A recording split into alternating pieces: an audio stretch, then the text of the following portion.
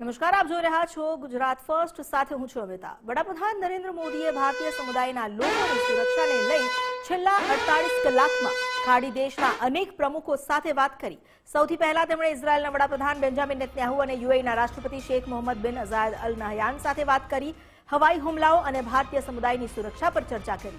આ ઉપરાંત બહેરીનના king Hamad બિન અલ ખલીફા, સાઉદી અરબના ક્રાઉન પ્રિન્સ મોહમ્મદ બિન સલમાન અને જોર્ડનના કિંગ અબ્દુલ્લા બિન અલ હુસૈન સાથે ફોન પર વાત કરી। પીએમએ આ તમામ દેશના નેતાઓ સાથે મુશ્કેલીના સમયમાં સાથ આપવાની વાત કરી।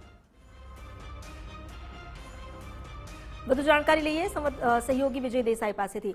વિજય, પ્રધાનમંત્રી નરેન્દ્ર મોદી જેમણે ગલ્ફ કન્ટ્રીઝમાં ફસાયેલા ભારતીયોની સુરક્ષાની પ્રતિબદ્ધતા તો દર્શાવી જ, પણ સાથે કેટલાય દેશોના પ્રમુખો સાથે પણ વાત કરી છે। શું વધુ વિગત?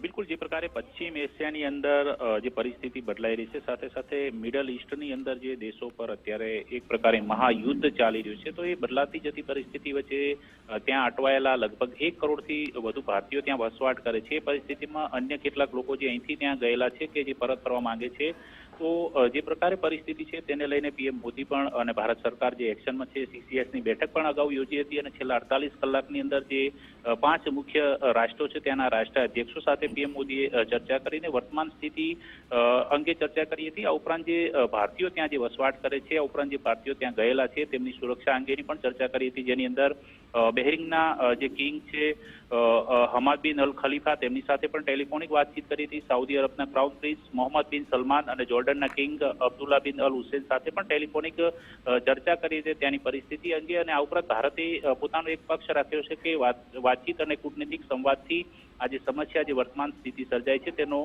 ઉકેલ આવવો જોઈએ। આ ઉપરાંત તેમણે જે બેન્જામિન નેતન્યાહુ ઇઝરાયેલના વડાપ્રધાન છે તેમની સાથે પણ ટેલિફોનિક ચર્ચા કરી।